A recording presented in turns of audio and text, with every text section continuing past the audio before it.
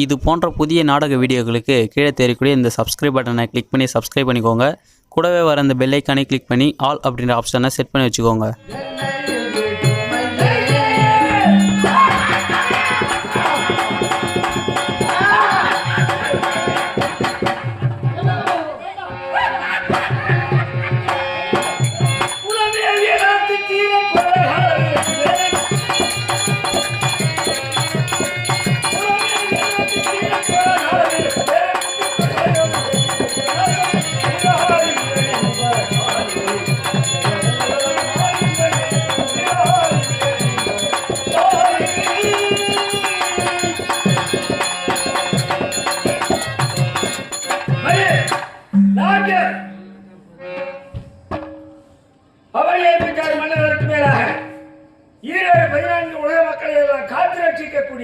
வைகுந்த வாசன் எவ்வளவு ஸ்ரீமன் நாராயணன் தேவனுடைய குறையை தீர்ப்பதற்காக தேவனுக்கு வாக்குறுதி கொடுத்து அந்த ஜெயந்திரசுரன் அடிபட்ட தேவர்கள் எல்லோரும் என்னிடத்திலே வந்து முறையிட்டார்கள். அவனை எப்படி அழிப்பது என்று கேட்க ஈசனத்திலே ஐயா வரத்தை பெற்றான். எப்பேற்பட்டவன் தன் மனைவி பிருந்தாவதியினுடைய கற்பு மாற்றான் ஒருவனால் எப்பொழுது கெடுகிறதோ அப்பொழுதுதான் தனக்கு உயிர் போக வேண்டும் என்ற வரத்தை பெற்றான். என் மைத்துவராகிய ஈஸ்வரன் அப்படியே கொடுத்து விட்டான். அதன் பிரகாரம் அந்த ஜலந்திராசுரனை போல் உருவெடுத்து விட்டு இந்த உருவோடு பிருந்தாவதியை சந்தித்து அவரை ஆளுகிடம் புரிந்து அவருடைய கற்பை சூறையாடினேன். ஆனால் அடுத்த நிகழ்வு ஜலந்திராசுரன் போவான். இப்பொழுது ஜலந்திராவதியை நாடி பிருந்தாவதியை சந்திப்போம். புறப்படுகிறேன்.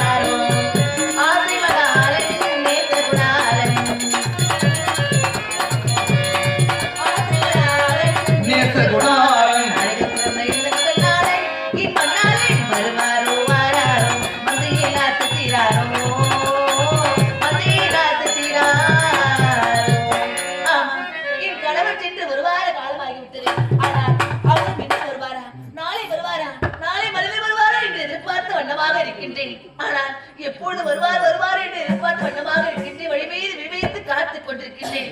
அவர் எப்படி இருக்கின்றார், ஏதாக இருக்கின்றாரோ ஒன்றும் தெரியவில்லை. ஆனால் அவருக்கு மரணம் என்பதே நிகழாது.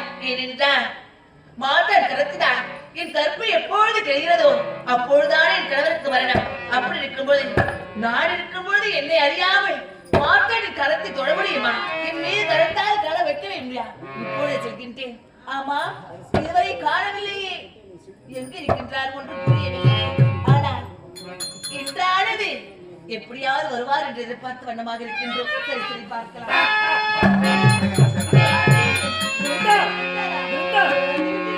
எப்பொழுது வருவார் வருவார் ஏங்கி மனம் தளித்து எப்பொழுது வருவேன் என எதிர்பார்த்து காத்துக் கொண்டிருந்தாய்.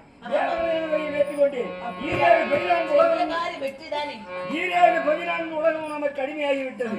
நாம் தான் இந்த உலகிற்கு கடவுள். ஆகவே இந்த பொன்னாரை இந்த நன்னாரை புனிதமாக நாம் கொண்டாட வேண்டும். அதனால் இருவரும் நீண்ட காலமாயிற்று பஞ்சரை கட்டது சம்பவமாக இருவரும் ஆடி பாடி ஆளுநரும் அறிய வேண்டும். என்னது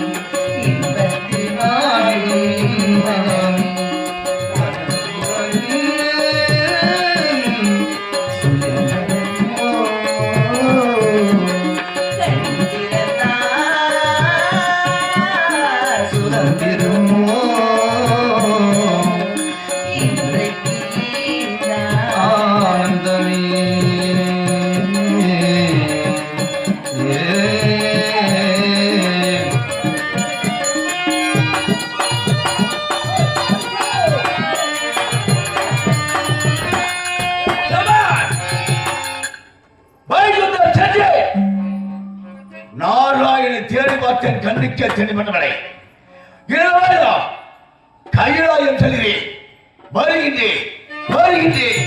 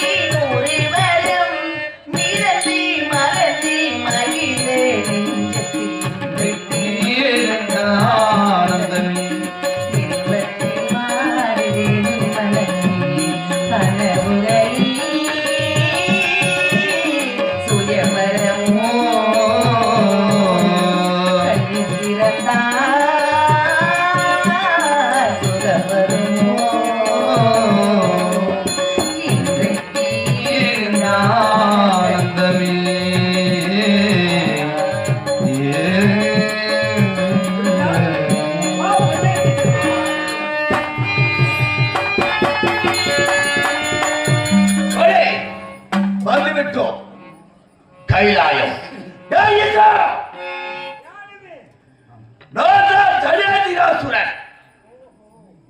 உன்னால் உயிர் பெற்ற பிள்ளை பிறந்தவன் இன்று முதல் எனக்கு வர வேண்டாம் எனக்கு கைலாயம் அடிமையாக வேண்டாம்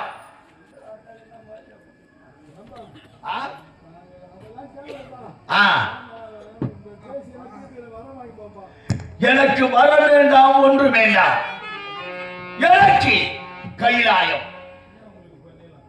அதாவது பழமை சொல்லுவாங்க தாய் பிள்ளையா இருந்தாலும் பாய் வேற ஆமா ஆனால் நீ என்னை வெல்ல வேண்டும் என்றால் நான் ஒரு கட்டளை இடுகிறேன் அதை நீ செய்துவிட்டால் கிழவையா பாவம் வயசான கிழவை நடக்கவே நாடு கிடையாது இப்ப போல கொஞ்ச நேரத்தை இழுத்து போடும் பழக்குது இவன் சொல்லத்தான் நான் கேட்கணுமா உங்ககிட்ட பேசுவதற்கு நேரம் இல்லை நான் கையிலாய ஈஸ்வரை பார்க்க வேண்டும் கையிலாக அறிஞாக வேண்டும் வருகின்றேன் ஏன் தெரியுமா நீ இந்த ஈஸ்வரை வெல்ல வேண்டும் என்றால் வெல்ல வேண்டும் என்றோ இதோ பார்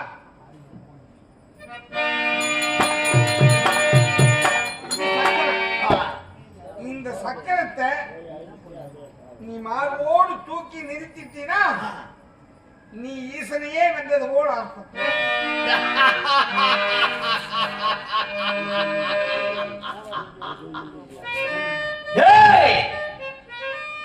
வயதானவர் பெரியவர் என்னை போல் பலசாலி இருந்தான் நில் என்று பார்த்து விடுவேன் அப்படி இருக்க நீ வயதான இருக்கின்றான் நீ சொல்லுகிறாயே இந்த சக்கரம் என் சிரசுக்கு என்ன இந்த சக்கரத்தை எரித்து அவர்கள் ஆழியாக சமத்தில் எடுத்துகிறேன்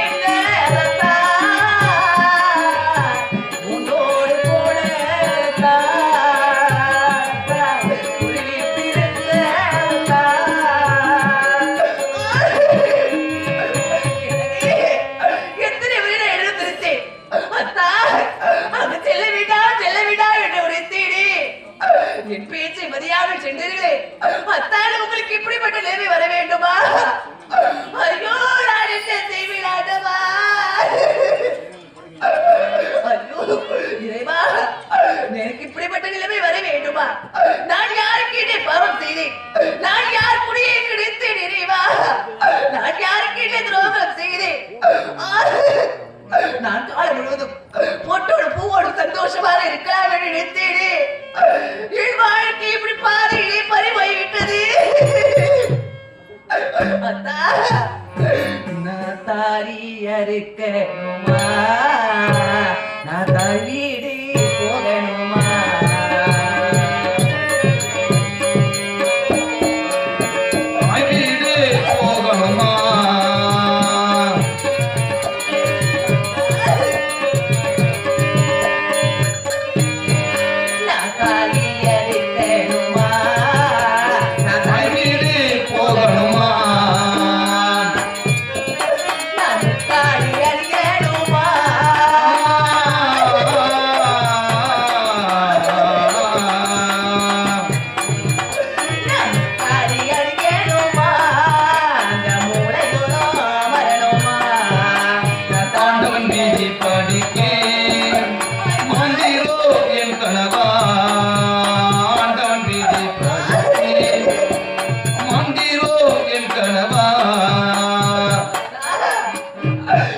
மஞ்சள் கருப்பாச்சுதே மறுபொழுதே வேவாச்சே, மஞ்சள் கருப்பாச்சுதே மங்களம் போனதே, மஞ்சள் கருப்பாச்சுதே மறுபொழுதே வேவாச்சே, தாங்களே தாங்களே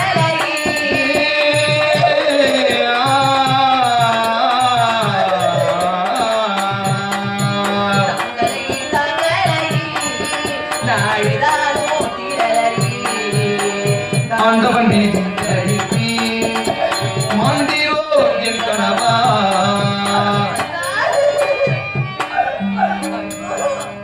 நான் உங்களை விட்டு பிரிந்து எப்படி வாழ போகிறேன் தெரியவில்லை. ஆனால் என் கணவனுடைய உருவத்தை போன்றவே கட்டி அழைக்க வந்தார் அந்த பேவன், அந்த நய வஞ்சகை, அந்த சண்டாள பாவி, அந்த சதிகாரர் யார் என்று தெரியவில்லை. ஐயோ என்னை ஏமாற்றி விட்டார். அட பாவி, அட சண்டாள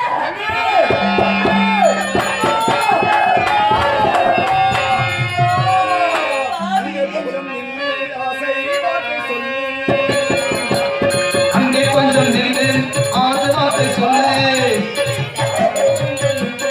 ஆசை வார்த்தை சொல்லு,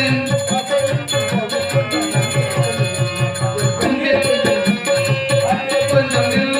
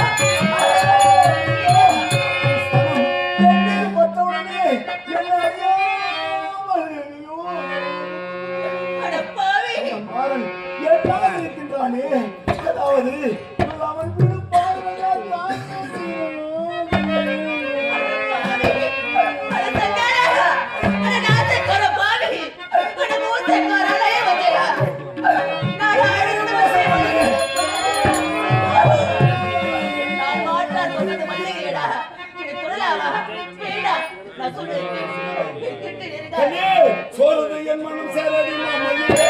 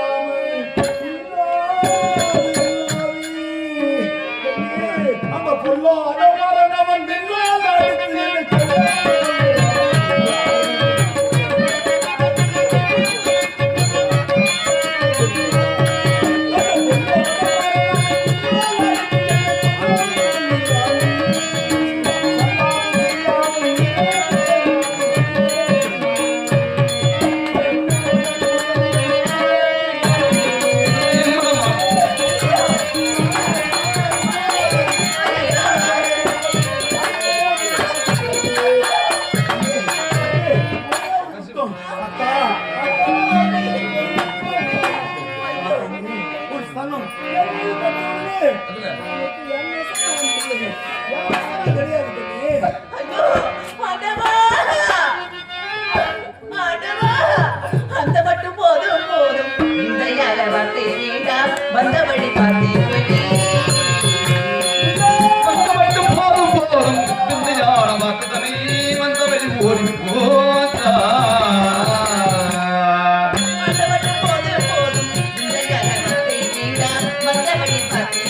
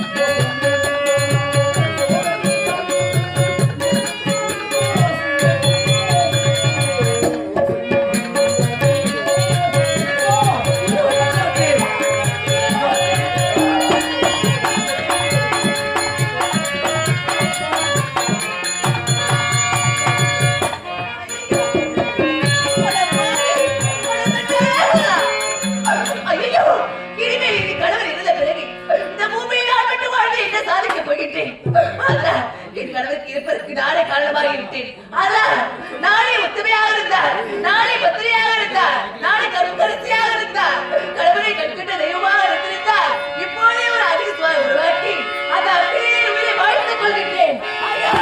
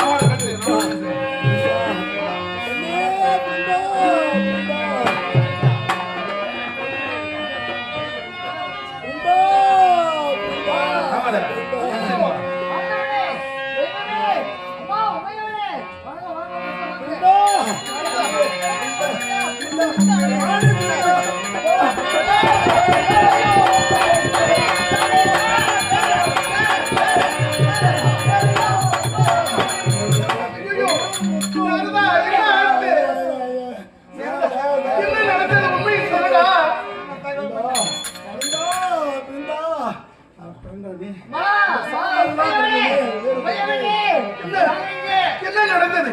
உன்னுடைய அன்னைக்கு என்ன நடந்ததுன்னா புரியவில்லையே. பிருந்தாவனுடைய தெரிந்து கொண்டே சென்றார். பிறகு அவருடைய கற்பை காப்பாற்றிக் கொள்வதற்காக இவர் இருக்கக்கூடிய அஜினிலிருந்து இறந்து விட்டார். அந்த பிருந்தாவனுடைய பைத்தியம் ராம பைத்தியம் உங்க அண்ணனை பிடித்து மாற்றி வதைக்கிறது. பைத்தியம் பிடித்து விட்டதா? துரும்பை போல ஆனதி ஆனந்த வாழும் பரிபூர்ணதே போனதே போனதே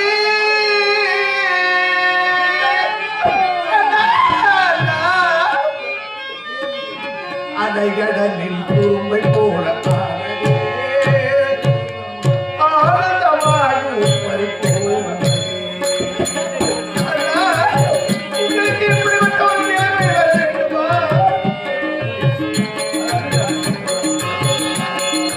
அலைகடலில் துரும்பை போலானதே ஆனந்த வாழும் பரிபூர்ணதே ஆனந்த வாழும் பரிபூர்ணதே.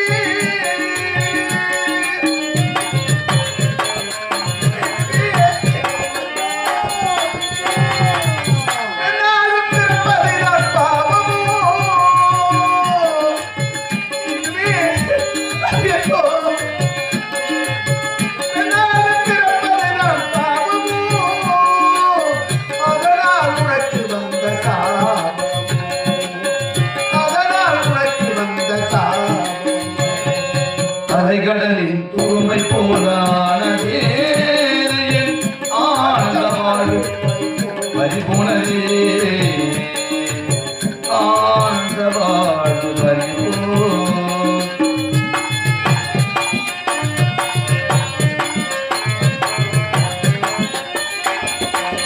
இறைவன் இருக்கின்றான் உலகிலே. நாராயணா கோவிந்தானா. இறைவன் இருக்கின்றான் உலகிலே.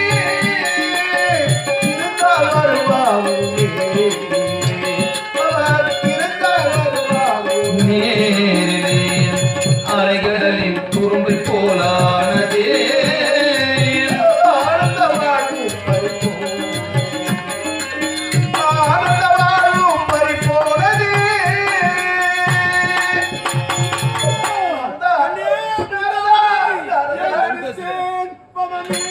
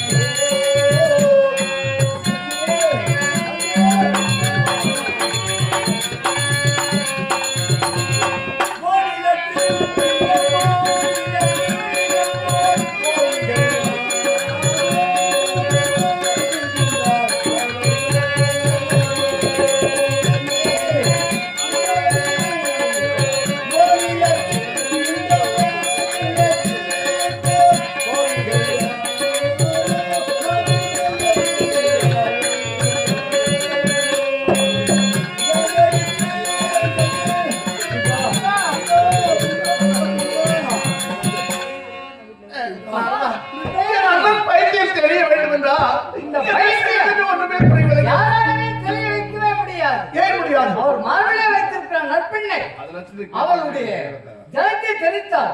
தெளித்த உடனே அதிலே இருந்து ஒரு செடி முளைத்துக் கொண்டிருக்கிறது. அந்த செடி மாலையாக தொடுத்து மாறமாக தொடுத்து உங்க அண்ணனுடைய கழுத்திலே போட்டால் அந்த பிருந்தாவனுடைய பைத்தியம் துறந்து விடும். அப்படியா? ஆமா. அப்படியா? இதோ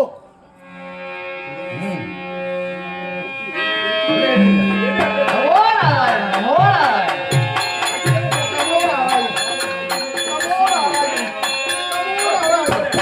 பிருந்தாவனுடைய காதல் பைத்தியம் துளசி துளசி துளசி.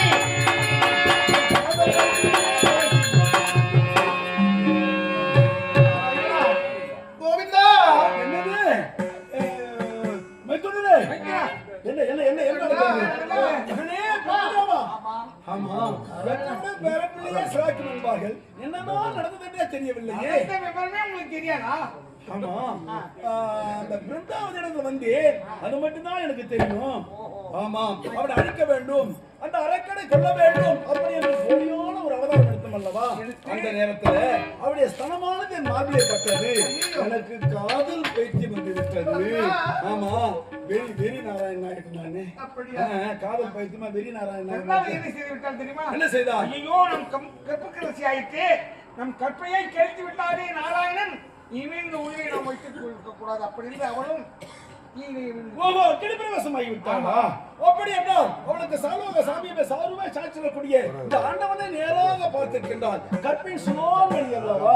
அதனால் அந்த பரம உலகம் இந்த ஆண்டுடைய திருநிலை என்றுமே நப்பா இருக்கும்.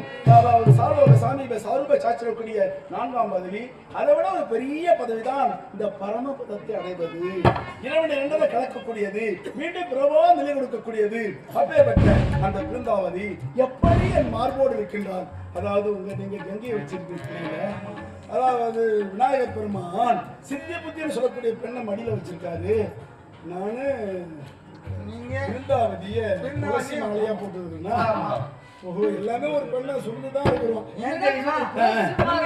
பைத்தியம் பிடித்து விட்டது. ஓஹோ தங்கை ஓடி வந்தால் பார்வதி ஐயோ நமது அண்ணனுக்கு பைத்தியம் பிடித்து விட்டது அப்படி என்று அந்த பிருந்தாவதி என்ன சாமி அங்க பரமபதம் காட்ட போறாங்க கோவில்ல, அது வெடி வெடிக்குது.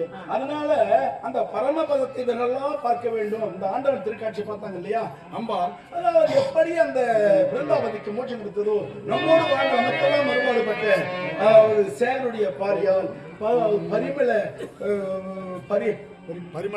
பரிமளா என்று சொல்லக்கூடிய அம்மனுடைய ஆத்மா சாலுவக சாமி சாருப சாட்சி வச்சக்கூடிய 4ஆம் பதவி அந்த பரமபதம் திறக்கவும் அம்மனுடைய ஆன்மாவானது நேராக சொர்க்கம் செல்லவும் பார்த்தீங்களா எப்பேற்பட்ட ஒரு பாக்கியம் செய்திருக்கின்றார்கள். அந்த பாக்கியம் வேற யாருக்குமே கிடைக்காது. அந்த போன ஜென்மத்திலே செய்த பூர்வீக புண்ணியம் என்று சொல்ல வேண்டும். இந்த உடம்பு இருக்கிறது, இந்த எஞ்சால் உண்மைக்கு சிரசே பிரதானம் என்று சொல்வார்கள். அதிலே கண் இருக்கிறது அல்லவா. போன ஜென்மத்திலே செய்த பூர்வீக புண்ணியத்தால் தான் இது போல திருக்காட்சி ஆண்டவருடைய திருக்காட்சி காண்பதற்கு கண்களுக்கு புண்ணியம் செய்திருக்க வேண்டும். காது இருக்கிறது, காதுகள் புண்ணியம் செய்ததான் நல்ல வாக்குகள் மந்திரங்கள் அந்த ஆண்டவன் திருநாமத்தை இதெல்லாம் கேட்கறதுன்னா அது ஒரு பெரிய பாக்கியம் இல்லையா. காதுகள் செய்த புண்ணியம். மூக்கு இருக்கிறது, யாக குண்டத்து வரக்கூடிய ஏக உத்தினூலான வந்து பாவத்தை போக்கி புண்ணியத்தை சேர்ப்பதற்கு இந்த மூக்கு புண்ணியம் செய்திருக்க வேண்டும். இந்த வாய் இருக்கிறது, இந்த வாய் புண்ணியம் செய்ததால்தான் அவனே விட சிவனே சிவனே என்பது நேரம் அல்லவா.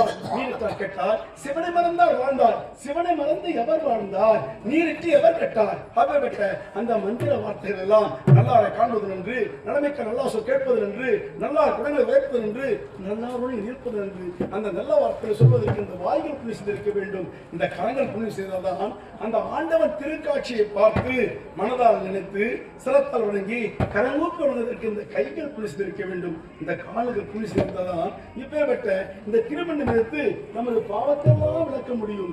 ஏன் இந்த அங்கமே புண்ணியம் செய்தால்தான் அந்த ஆண்டவன் திருக்கோயிலே பிரதட்சணம் வந்து பலம் வந்து நமது பாவத்தெல்லாம் விளக்குவதற்கு இந்த உடம்பே புண்ணியம் செய்திருக்க வேண்டும். அப்பேற்பட்ட அந்த புண்ணியம் செய்ததால்தான் அந்த புண்ணியவதியா இருக்கக்கூடிய அம்மையாளருக்கு சொர்க்க பதவி மீண்டும் பிரபாவில் இருக்கக்கூடிய பரம உலகம். அந்த பரமபாதம் கிட்டுவது எப்பேற்பட்ட பாக்கியம். போன ஜென்மத்திலே செய்த பூர்வீக புண்ணியம், அவர் தாய் தந்தை செய்த பாக்கியம், அவர் கணவன் செய்த பாக்கியம், அவர் பிள்ளைகளெல்லாம் செய்த பாக்கியம் தானே இந்த திருநாள் அவருக்கு பொன்னாளாக அமைந்தது. அவருடைய அம்மையார் இந்த ஊரையும் நாட்டு மக்களையும் நன் மக்களையும் சொந்த பந்தங்களையும் அதாவது துதிவாணி வீரம் விஷயம் சந்தானம் துணிவு மைதானியம் சௌபாக்கியம் போகங்கள் அவருக்கு புத்தகம் பெற்று சொல்லக்கூடிய 16 செப்பல் பெற்று பெருவாழ் வாழ்வதற்கு அம்மை அவர்கள் தெய்வமா இருந்து அனைவருமே வாழ்த்த வேண்டும், அனைவருமே சுகமாக இருக்க வேண்டும். இவர்கள் தான் தெய்வமா இருந்து நம்மை ஊர்காக்கும் தெய்வமாக ஒரு குடும்பத்தை காக்க குலதெய்வமாக இருந்து அம்மை அவர்கள் காட்ட வேண்டும் என்று இந்த பிரம்ம முகூர்த்தவெளியிலே அவர்கள் தெய்வமாக மாற வேண்டும் என்று இவரை பார்த்துக் கொள்வோம். வணக்கம். நாராயணா கோவிந்தா பகவானி மூலம்